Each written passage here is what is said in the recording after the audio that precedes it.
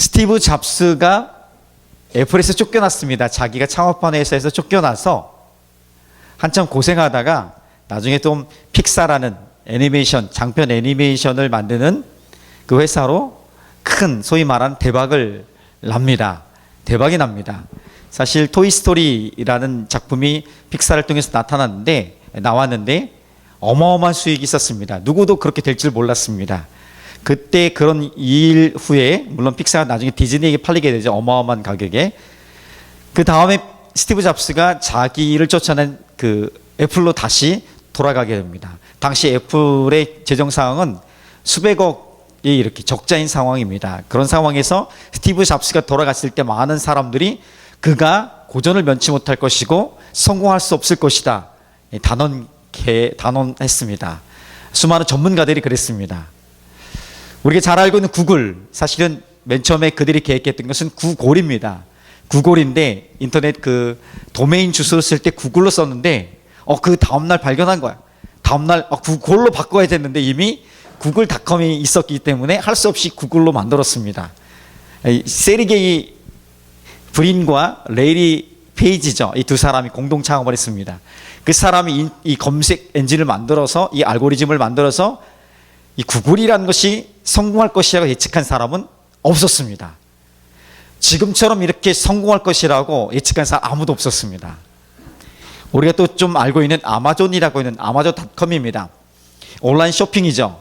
온라인 쇼핑을 통해서 지금처럼 위대한 기업으로 대박 날 것이라고 예측한 사람 역시 아무도 없었습니다. 경영 전문가들이 예측한 것이에요. 그들은 안 될 것이라 예측했습니다. 성공할 수 없을 것이라 예측했는데 어떻게 된지 아십니까?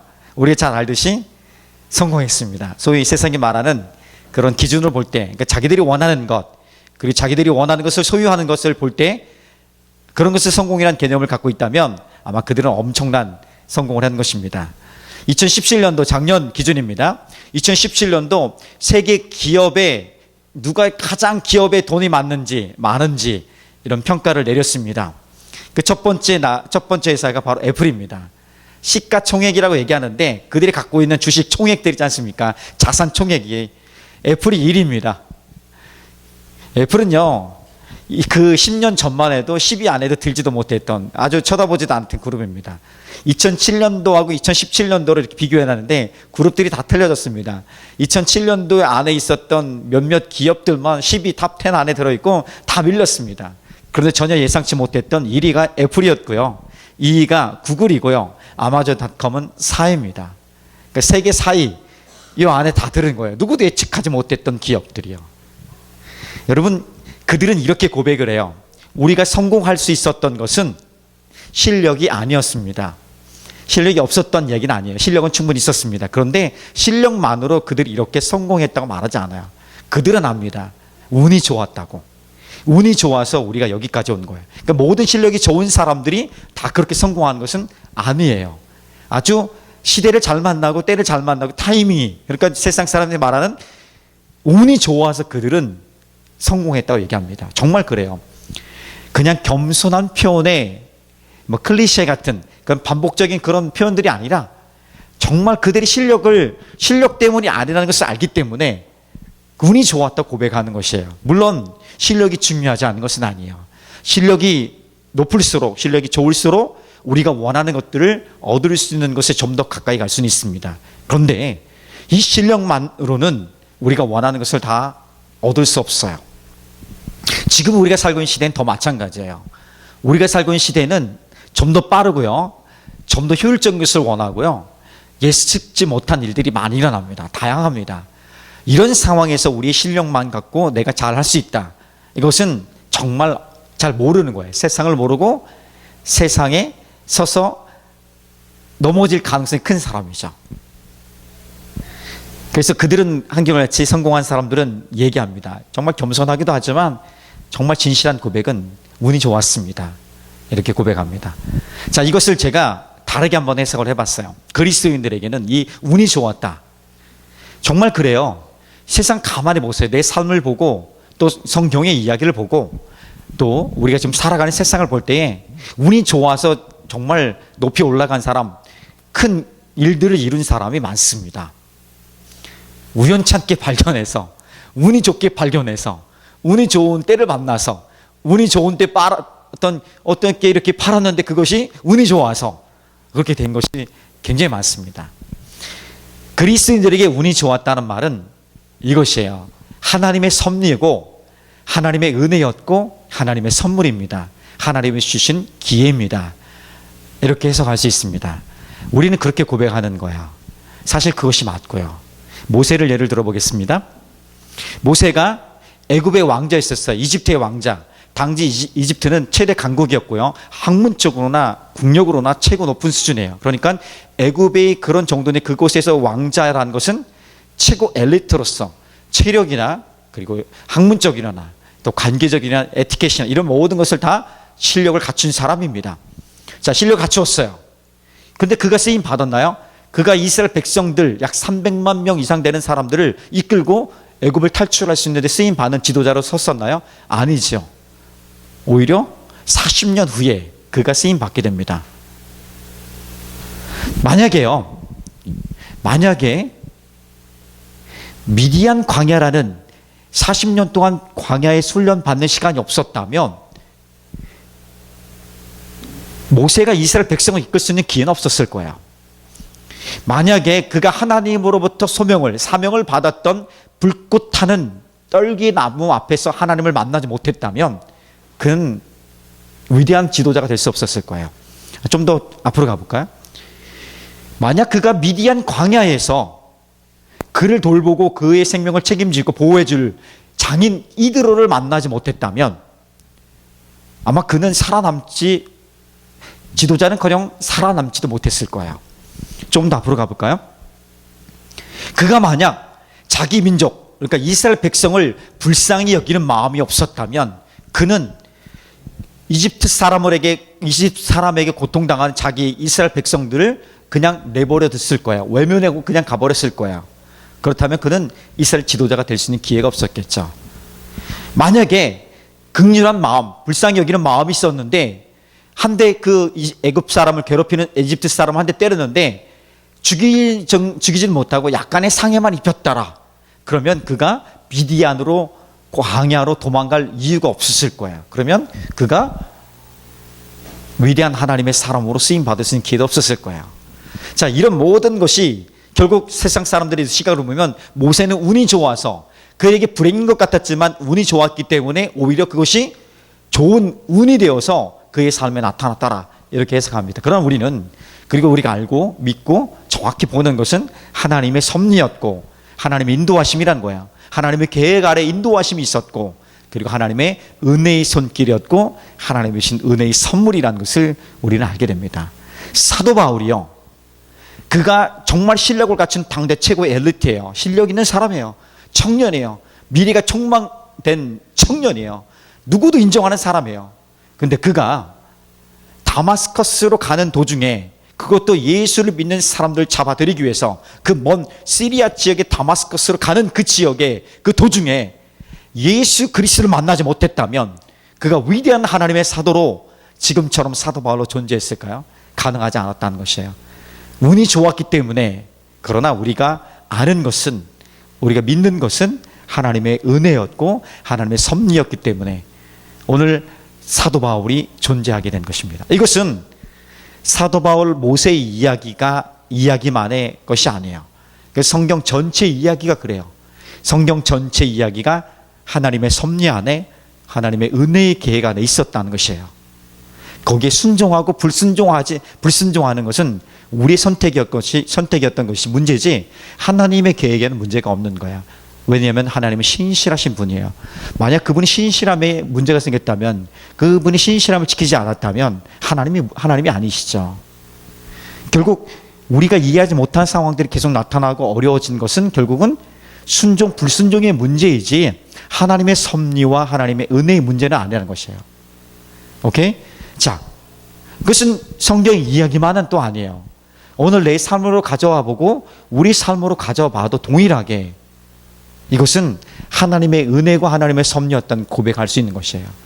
그럼에도 불구하고 여전히 우리가 그 하나님의 섭리, 하나님의 때, 하나님의 방법을 경험함에도 불구하고 여전히 또 내 멋대로, 제 멋대로 살아가는, 즉 성경을 그래서 교만한 자라고 얘기해요. 교만하게 살아가려는 우리의 또 본능이 있어요.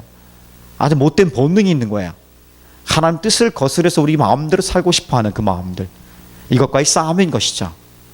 자, 그래서 오늘 다시 한번 이것을 역전시키면서 우리 고백이 오늘 설교의 제목처럼 기승전, 우리의 어떤 삶의 상황 속에서도 어떤 여건들이 막 만들어지고 클라이막스 가는데 결국은 하나님의 역사였습니다. 하나님 인도하셨습니다. 하나님의 은혜였습니다. 기승전, 하나님이라 고백할 수 있는 고백이 다시 한번 내 삶 가운데 좀 살아냈으면 좋겠다는 거야. 그 마음을 가지고 살아내는 거야. 자, 그러려면 첫 번째 우리가 오늘 말씀 속에서 말씀하고 있는 것은 뭐냐면 하나님의 때와 하나님의 방법으로 이루어간다는 것입니다. 한번 따라해 봅시다. 하나님의 때와 방법으로 일을 이루십니다. 그럼 우리 삶을 그렇게 인도하신다는 거예요. 하나님의 때와 하나님의 방법. 우리가 지금 사무엘 5장을 읽었지 않습니까? 4장의 내용이 이거예요. 4장의 내용은 지금 사울이 죽고 북쪽에서는 이스보셋이 왕이 되었습니다. 그러니까 전체 이스라엘 왕은 이스보셋이고 유다 지역의 헤브론이라는 지역의 유다의 왕은 지금 다윗입니다. 그러니까 더 많은 지역의 대표적인 왕은 이스보셋입니다. 사울의 아들. 다 죽었지만 이스보셋이 다 먹기 때문에 이스보셋이 유일한 왕이 됐었어요. 근데 그를 지키고 그를 보호했던 아브넬이라는 실세가 죽습니다. 그러니까 이건 완전 혼란기입니다. 그 혼란을 틈타서 그의 군사령관 바나와 그의 동생이 그 이스보셋 왕에게 배반합니다. 목을 치고 그를 죽입니다. 살해합니다. 그 재빨리 그 목을 가지고 자기가 살 수 있는, 이 혼란한 시대에 살 수 있는 길은 다윗에게 붙는 것밖에 없다. 지금 다윗에게 붙어서 한 자리를 차지하는 길밖에 없다 하고서 그 목을 가지고 다윗 왕에게 옵니다. 근데 다윗 상황을 몰랐던 거죠. 다윗을 몰랐던 거예요. 다윗은 하나님을 경외하는 사람이었고 그의 삶의 방식이 하나님을 인정하는 삶의 방식이었다는 것을 몰랐던 것입니다. 조금 이전에 그런 일들이 있었습니다. 전쟁터에서 사울이 죽었다는 것을 알고서 사울의 칼과 사울의 팔찌를 가지고 와서 사울이 죽었습니다. 이제 다윗에게 한 자리를 구하고 기대감을 가졌던 이 아말렉 사람이 다윗에게서 죽지 않습니까? 똑같이 이 이스보셋 왕의 목을 갖고 와서 출세를 기회를 삼으려던, 재빨리 움직였던 이 바나와 그의 동생이 결국은 똑같이 죽임을 당하게 됩니다. 다윗은 달랐습니다. 세상은 속도가 중요하고 기회가 중요하고 그래서 빨리 효율적으로 어떤 것을 만들어서 출세의 기회를 만들려고 합니다. 오늘 그들처럼. 그런데 다윗은 그런 사람이 아니었습니다. 오히려 기다릴 줄 아는 사람이었고 하나님 때를 기다릴 줄 아는 사람이었고 그 기다리면서 하나님의 방법대로 사는 연습을 했던 사람입니다. 그들은 이것을 몰랐죠. 세상은 이것을 몰랐을 거야. 세상은 이 다윗의 삶을 몰랐고 다윗의 방법을 몰랐습니다. 왜냐하면 미련해 보여요. 언제까지 그렇게 기다리기만 할 거냐, 언제까지 그렇게 미련하게 있을 거냐, 이런 시각으로 보기 때문에 그렇습니다. 보이지 않는 거야. 그러나 다윗은 그것이 옳다는 것을, 그것이 위대한 것을 그의 삶을 통해서 보여주게 됩니다. 이스보셋 왕이 죽고 나니까 혼란한 시기에 이스보셋이 왕이 죽으니까 전체 이스라엘 대표들, 그 장로들은 다윗 왕, 헤브론, 즉 남쪽 지역에 있는 헤브론 향해 다윗 왕에게 찾아옵니다. 그러면서 다윗 왕을 전체 이스라엘 왕으로 세우게 됩니다. 다윗이 무력으로 취한 것이 아니라 전체 이스라엘 백성들이 와서, 대표자들이 와서 다윗을 이스라엘 전체 왕으로 세우게 되는 장면이 오늘 본문의 내용이에요. 자, 5장 3절 같이 읽어봅시다. 자, 시작. 이에 이스라엘 모든 장로가 헤브론에 이르러 왕에게 나아오매 다윗 왕이 헤브론에서 여호와 앞에 그들과 언약을 맺음에 그들이 다윗에게 기름을 부어 이스라엘 왕으로 삼으니라. 아멘. 놀라운 일이죠, 사실은요. 지금 기름 부음, 이스라엘 전체 장로들로부터 기름 부음을 받는데 지금이 세 번째입니다. 다윗이 기름 부음을 세 번이나 받습니다. 그의 소년 시절에 첫 번째로 받습니다. 소년 시절에 사무엘에 의해서 하나님이 세우신 이스라엘 왕으로 세움 받습니다. 두 번째는 한참을 지난 20여 년이 지난 그의 나이 30세가 됐을 때에 20여 년 안 됐구나. 10여 년이 지난 30세가 됐을 때에 정치적인 도망자 광야의 그 힘든 상황을 정리하고 유다의 왕으로 헤브론 지역에서 왕으로 세움받을 때 유다의 장로들로부터 기름 부음 받습니다. 그리고 지금 세 번째 이제 전체 이스라엘 왕입니다. 전체 이스라엘 왕으로 이스라엘 장로들로부터 기름 부음 받습니다. 세 번째예요. 여기까지 오는데 적어도 20년의 시간이 걸리는 거예요. 20년이 뭡니까? 엄청난 시간이 걸린 거, 더 이상의 시간이 걸린 거죠. 그래서 성경은 이렇게 얘기합니다. 다윗이 통치 기간이 40년이었다 얘기합니다. 오늘 읽었던 말씀을 보면 40년인데 30세에 유다의 왕이 되었다는 거야. 그러니까 소년 시절에 10대 때 기름 부음 받아서 왕이 될 것을 알았습니다. 10여 년을 기다린 후에 30세 그가 왕이 되어서 그것도 유다의 왕으로 되었습니다.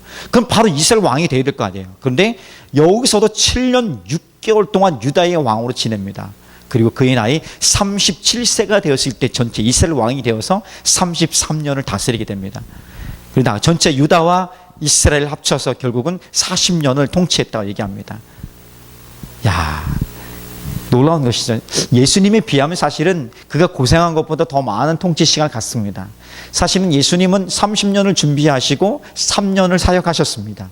이런 걸 보면 준비하는 시간이, 기다리는 시간이 더 오랜 것을 우리는 충분히 알 수 있는 것이죠.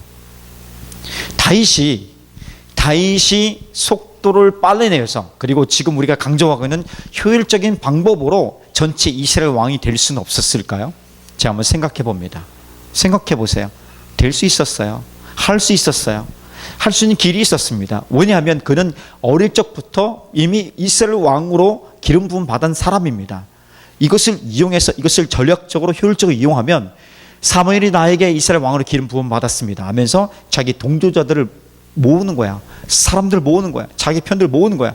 충분히 모아서 뭔가를 행할 수 있었을 거야.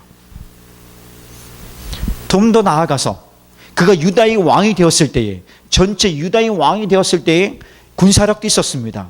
군사력도 있었는데 7년 6개월까지 기다릴 필요 없이 그냥 그 군사력을 가지고 힘이 있으니까 전체 이스라엘을 다 따라오라고 무력으로 제압할 수 있었을 거예요. 근데 다윗은 그렇게 하지 않았습니다. 다윗은 자기 생에서 평생 한 번도 내가 이스라엘 왕으로 기름 부음 받았습니다, 나를 따르십시오 강조한 적이 한 번도 없습니다. 충분히 우리는 그렇게 하고 남았을 사람들인데, 자랑하고 싶고 내가 왜 이렇게 고생하지 않아도 될 이유를 고생하냐 하면서 내가 이렇게 선포할 수 있는 효율적인 방법을 찾아갈 것입니다. 그런 다윗은 한 번도 강조하지 않았습니다. 군사력을 동원하여서 무력으로 뭔가를 취해본 적도 한 번도 없습니다. 기다렸습니다. 밀어냈습니다. 주위에 있는 사람들이, 동료들이 얼마만큼 일어납니까? 아브넬을 죽이고 계속해서 자기 뜻에 어긋나는 일들을 하는 그 동료들이에요. 자기 밑에 있는 동료들이에요. 그 동료들을 오래 참는 것까지 기다렸던 사람이에요. 우리 같았으면 말 안 듣는, 한두 번 말 안 들으면 끝내버릴 거 아니에요. 그런데 끝까지 기다리는 거예요. 다윗은 그렇게 기다렸던 것입니다. 다윗은 하나님을 경외하는 사람이었고, 그 경외함이 자연스럽게 하나님의 때를 기다릴 줄 아는 사람으로, 단순히 기다리는 것이 아니라 기다리며 하나님의 방법을 구하고 하나님의 방법대로 살아가는 연습을 꾸준히 했던 것입니다. 그의 인생은 결국은 기승전 하나님이에요. 모든 삶의 구석구석에 하나님이 나타날 수밖에 없는 것입니다. 자, 우리 삶에도 좀 그랬으면 좋겠어요. 다윗이 하나님 때를 기다리며 하나님의 방법, 그의 방법은 두 가지로 정리됩니다. 하나님 성품이에요. 하나는 정의예요. 정의.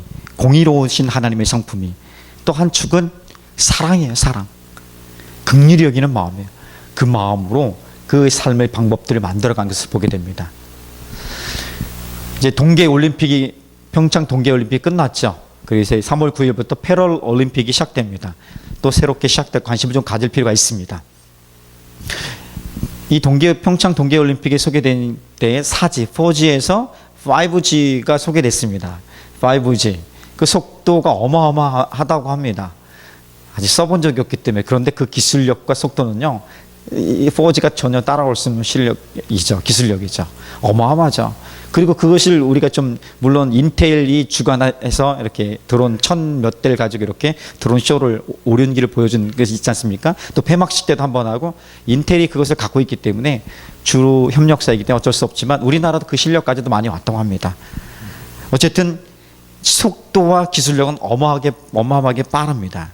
그래서 우리가 빠른 것은, 효율적인 것은 좋은 것이다, 선한 것이라는 익숙한 어떤 논리가 세워져 있어요. 맞든 안 맞든 간에 빠른 것, 효율적인 것이 선하고 좋다고 여기고 있어요. 생각하지 않아도. 정말 그럴까요?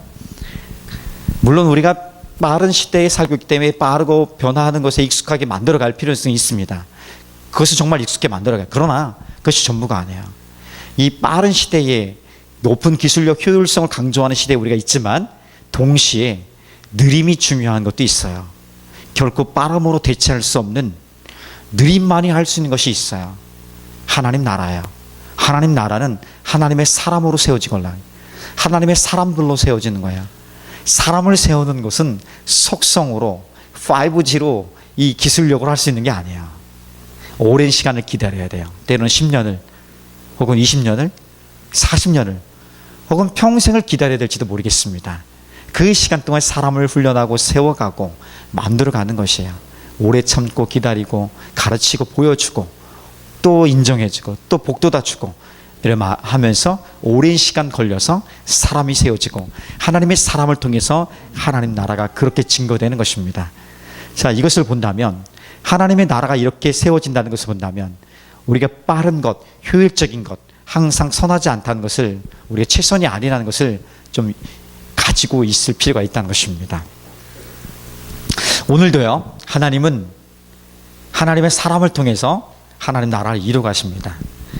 아니, 우리를 통해서 그 일들을 이루어 가세요. 잘 보세요. 다윗이 완벽했기 때문에 하나님 나라를 이루어 갔을 것인가? 정말 영웅은 영웅이에요. 그런데 완벽하진 않습니다. 우리가 완벽해서 혹은 잘해서 하나님 우리를 통해서 일하시는 걸까? 그것은 아니라는 것입니다. 우리에게 부족함이 있어요. 연약함이 있습니다. 때론 말 듣지 않고 불순종의 모습도 있습니다.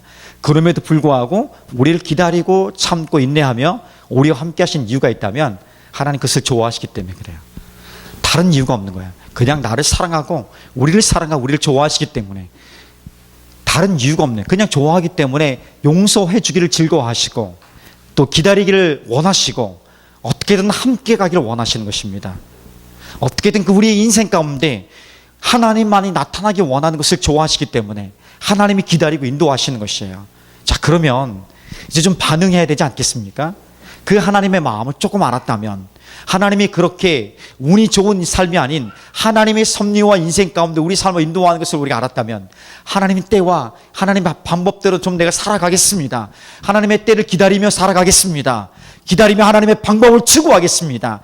선한 것을 사랑하고요, 사람을 사랑하고 정의를 행하는 삶을 살아가겠습니다. 내 삶의 일상에서 학업을 하던 돈을 벌던 사람과 관계하던 가정이든 그 어떤 영역 속에서 내가 좀 그 하나님의 방법대로 좀 묻어나게 한번 살아보겠습니다. 연습해 보겠습니다. 이것이 중요한 거야. 이 고백이 나와야 되지 않겠습니까? 이 고백이 진짜 고백으로 이루어지기를, 우리 삶으로 이루어지기를 주님의 이름으로 축복합니다. 그래서 두 번째 우리가 단락으로 가면 6절부터 나온 9절까지 나온 이야기는 어떤 거냐면, 따라해 봅시다. 교만하면 무너진다. 진리예요. 진리라는 변함이 없는 거지 않습니까? 그것이 진리인 이유가 있어요. 하나님이 교만한 자를 대적하시기 때문에 그래요. 하나님이 교만한 자를 대적하면 살아남을 사람이 없는 거예요. 그래서 교만하면 무너질 수밖에 없는 거예요. 오늘 5절부터 나오는 말씀은 또 새로운 단락이에요. 다윗이 이스라엘 전체 왕으로 기름 부음 받고 왕이 됩니다. 그러니까 왕이 되니까 저 밑에서 수도를 잡고 있었던 헤브론 지역으로는 이 수도가 적절치 않아요. 전략적으로 보니까 저쪽 전체 이스라엘과 그 유다를 통합할 수 있는 전략적인 수도가 중요해요. 그래서 그 자리를 예루살렘으로 옮기게 됩니다. 예루살렘으로 옮기게 되는데, 이 예루살렘은 당시 이 이스라엘과 유다의 경계선에 있었고 유다에도 속하지 않고 이스라엘에도 속하지 않는 아주 전략적으로 탁월한 지역입니다. 그래서 이 예루살렘 지역을 선택합니다. 탁월한 선택이에요. 이때부터 예루살렘이 이스라엘의 역사에서 가장 중요한 중심지가 된 거예요. 처음부터 중심지가 된 것이 아니라 다윗이 예루살렘으로 수도로 옮긴 이 시간부터 예루살렘이 중요하게 됐고요. 이 예루살렘을 시온이라고 얘기합니다. 그리고 예루살렘 성을 다윗성이라고 얘기하게 된, 이때부터 되는 거예요. 근데 문제가 있어요. 이 예루살렘에는 유다 이스라엘 백성들이 지금 다스리고 있지 않은 지역이에요. 예전에 사사 시대 때 가나안 땅을 정복할 때 남겨둔 여부스 족속이 있습니다. 여부스 족속이 이 예루살렘에 성을 쌓고 거주하고 있었던 거야. 그 누구도 그때까지 예루살렘 성을, 즉 여부스 족속을 무너뜨린 족속 사람이 아무도 없었던 거야. 그때까지. 예루살렘을 가보면 우리처럼 예루살렘 수도면 여러분 그냥 이렇게 평야가 많고 이렇게 돼야 되지 않습니까? 그런데 거기 가면 대부분 이 언덕에 계속 올라가요. 이렇게 평지가 아니에요. 평지가 아니에요. 그러니까 쭉 이렇게 올라가기 때문에 요새와 같은 지역으로 아주 중요한, 정말 전력적으로 중요한 자리가 될 수 있는 것입니다. 그래서 오늘 말씀 보니까 그런 이렇게 얘기합니다. 자, 6절 7절 같이 한번 읽어봅시다. 6절과 7절 메시지를 읽어보겠습니다. 같이 시작. 왕과 그의 부하들이 예루살렘으로 가서 그 땅 주민 여부스 사람을 치료하매 그 사람들이 다윗에게 이르되 네가 결코 이리로 들어오지 못하리라. 맹인과 다리 저는 자라도 너를 물리치리라 하니 그들 생각에는 다윗이 이리로 들어오지 못하리라 함이나 다윗이 시온 산성을 빼앗았으니 이는 다윗 성이더라 이야기합니다. 지금 여부스 족속은 굉장히 자신만만한 거예요. 야, 우리가 너네들을 이길 수, 너네는 절대 못 이긴다는 거야. 다리 자는 사람, 맹인들, 굉장히 좀 약간 비하하는 표현을 썼지만 그 일부러 그렇게 한 거야. 문학적인 표현이죠. 야, 그런 사람들이 우리 이 성을 지켜도 너네는 우리를 이기지 못한다는 거야. 아주 자만하고 교만한 거야. 근데 성경 간단히 요약합니다. 다윗이 그 성을 빼앗았더라 얘기합니다. 어떻게 빼앗았는지, 어떤 전략으로 빼앗았는지 정확히 나오지 않습니다. 그러나 다만 그 뒤에 나오는 8절에 힌트가 있습니다. 단서가 있어요. 그 말씀 보면 이런 거예요. 예루살렘 성에 큰 물 저장소를 둬야 돼요. 제가 실제로 가보니까 곳곳마다 그 성터마다 그런 어떤 높은 지역마다 이런 물 저장소가 있어요. 그 물 저장소 어마어마해요. 그 내려가는데도 한참 이렇게 계단을 통해서 한참을 내려갑니다. 그리고 어마어마하게 만들어놔요. 뭐 여러 가지 물이 새지 않도록 적절한 어떤 방법들이 있습니다. 예루살렘 성은요, 지금 발견된 예루살렘의 물 저수지는요, 저장소는 바위를 뚫은 거예요. 바위를 15m를 뚫은 거예요. 15m면 여러분 이거보다 더 큰 거예요. 이거 2배 정도 되는 거야. 15m를 이렇게 뚫어가지고 거기다 물을 저장해 놓은 겁니다. 어마어마하게 저장해 놓은 거예요. 예루살렘 성 바깥에 기혼 샘이 있어요. 이 샘으로부터 물을 여기 끌어온 거예요. 저장소로. 근데 물을 어떻게 끌어와요? 포 나를 수는 없잖아요. 그러니까 터널을 판 거예요. 성 밑으로. 땅굴을 파서 수로를 만들어서 물을 가져온 거예요. 다윗이, 성경을 보니까 그런 힌트가 나오는 거예요. 이 수로를 통해서 그 성 안쪽으로 잠입했고요. 성 밖으로 하면 이길 수 없으니까 성 안으로 들어간 거예요. 이 수로를 통해서. 그리고 안에서 이렇게 점령한 거예요. 쉽게 점령한 거죠. 여부스 족속은 우리는 절대 빼앗기지 않을 것이다. 야, 눈 감고도 너는 이길 수 있다 얘기합니다. 교만하면 무너지는 거예요. 이것은 우리 인생에 똑같이 적용되는 것입니다. 익숙하잖아요. 한 번도 빼앗기지 않았잖아요. 잘하고 있잖아요. 경험적으로 잘하고 있는 것들이 있어요. 근데 이렇게 해왔으면 또 잘 될 것 같아요. 잘 돼요? 안 돼요. 여러분 항상 잘 되는 게 아니에요. 높은 마음, 겸손함, 높은 마음을 갖고 있으면요, 무너질 수밖에 없어요. 그래서 교만하면 하나님이 대적하고 하나님 치십니다. 근데 놀라운 것은요, 우리에게 소망이 있고 희망이 있는 것은 겸손한 자를 즐거워하신다는 거예요. 하나님은 겸손한 자를 즐거워하시는 거예요. 겸손한 자를 세워간다시는 것입니다. 우리 선택이 중요한 거야. 오늘 내 삶이 익숙한 것에, 잘하고 있던 것에 여전히 잘할 것이다. 안주하면, 게으르면 결국은 무너질 수밖에 없는 인생이에요. 하나님 나를 이렇게 지켜왔기 때문에, 내가 이렇게 와도 내가 잘했기 때문에, 하나님 나를 보호하시는 것 같기 때문에 나는 안전하다. 착각하지 말라는 거예요. 불순종이 언제까지 끝까지 갈 수 없는 거야. 하나님이 기다린 이유는 불순종의 자리에서 회개하고 돌아오기 원하는 것이에요. 교만한 자리에서, 게으른 자리에서 회개하고 죄를 회개하고 돌아오는 것을 하나님 기뻐하시기 때문에 기다리는 거예요. 하나님 구원하시기 원하는 그 무엇인가가 있기 때문에 기다리는 거지, 그냥 너 그렇게 게으르게 교만하게 하나님 없이 제 멋대로 살아도 괜찮더라 내버려 두는 것이 아니라는 것이죠. 근데 우리 생각에는 괜찮은 것 같아요. 한번 죄를 지면 정말 마음이 두렵고 떨려서 이거 안 되겠다는 것을 곧바로 회개하는데, 이것이 몇 번 반복해도 괜찮은 것 같아. 안 큰일 나네? 괜찮네? 그럴듯하네? 문제 없네? 양심이 무뎌져 버리는 거야. 결국 교만한 자가 되는 것이죠. 처음에는 얼마나 겸손한 자로 시작했는데요. 얼마나 겸손한 자로 시작했는데 그 인생이 교만으로 끝나고 무너진다면 그보다 더 비참한 인생이 어디 있겠어요? 그리스도인을 얘기하는 거야. 우리 삶을 얘기하는 거야.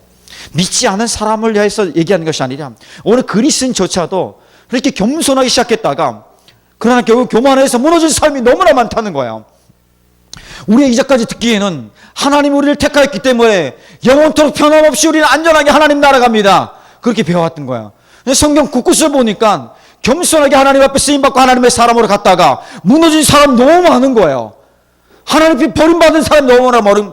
아니 하나님이 버린 것이 하나님 떠난 거죠. 스스로 가요. 너무 많은 거예요. 대표적으로 다윗과 함께 했던 사울 아니겠습니까? 그들이 구원받았냐 안 해? 이건 내 문제는 아니죠. 근데 하나님 앞에 지금 사울이 끝난 거예요. 교만해서. 그래서 우리도 착각하지 말아야 되지 않겠는가? 해야 되는 거야. 그래서 우리 삶에 겸손한 자를 즐거워하시는 하나님을 향해 좀 더 살아가기를 주님의 이름 축복합니다. 자, 이제 말씀의 마지막 부분입니다. 기승전 하나님입니다. 오늘 10절 말씀을 좀 읽어봤으면 좋겠어요. 자, 10절 말씀. 자, 시작. 만군의 하나님 여호와께서 함께 계시니 다윗이 점점 강성하여 가니라. 야, 이 놀라운 거 아니겠습니까? 지금 다윗이 왕이 되고요. 여부스 족속이 잡고 한 번도 뺏지 못했던 예루살렘을 지금 잡아요. 정복해요. 근데 그 말씀에 대한 정의가 뭐냐면요. 10절 말씀이에요. 만군의 하나님 여호와께서 함께 계시니 다윗이 점점 강성하여 지니라. 누가 했더라? 하나님이 하셨다는 거예요. 놀라운 거죠. 다윗은 그 시대의 영웅이 분명합니다. 이 이야기의 영웅이 분명합니다. 그는 탁월한 리더십을 갖췄고요. 하나님 때를 기다리는 사람이었고 겸손한 사람이었고요. 하나님의 방법대로 살아가는 사람이었습니다. 사람을 소중히 여기고 그리고 높은 자리에서도 겸손을 유지할 수 있는 사람이었습니다. 역시 영웅이었어요. 그런데 성경은 말합니다. 이 이야기의 감독은 영웅 다윗이 아니라 하나님입니다. 자, 이것은 우리 인생도 마찬가지예요. 우리 인생이 그걸 돋보이게 할 수 있어요. 하나님 우리를요. 때로는 우리를 어렵게 할 수도 있고요. 그런데 우리 그 인생을 감독하시는 분은 하나님입니다. 똑같은 고백이 될 줄 믿습니다. 이게 형통한 삶이에요. 형통한 삶이라고 해서 이렇게 내리막길이 없는 것은 아니에요. 내리막길이 있어요. 또 어려운 시간들을 견뎌낼 시간들이 있습니다. 이해하지 못할 그 상황들에 대해서도 참고 견뎌야 될 것도 있습니다. 그러나 하나님이 함께하기 때문에 그 삶이 문제가 없는 거예요. 내리막길도 함께하기 때문에 어려운 시간들 견뎌낼 수 있는 힘을 주시기 때문에 그 인생은 반드시 형통할 수 있는 것이에요. 왜? 그 인생의 스토리를 만들어 가시는 분은 하나님이기 때문에 그렇습니다. 오늘 내 인생이 그렇게 쓰임받고 싶습니다. 우리 제자 공동체의 스토리가 그렇게 만들어졌으면 좋겠어요. 보이는 것이 전부가 아니라 또 지금까지 살아왔던 것이 전부가 아니라 오늘 지금의 모습이 내 모습이 전부가 아니라 하나님 어떻게 기승전 하나님으로 만들어 가실 하나님을 기대하는 거예요. 소망하는 거예요. 그래서 하나님을 기다리고요. 기다리며 부지런히 주님을 찾고 겸손히 엎드리고요. 그리고 하나님 앞에서 그 하나님을 드러내는 거예요. 하나님만이 내 삶을 하셨습니다고 드러내는 역사가 우리 가운데 일어나기를 축복합니다. 아멘.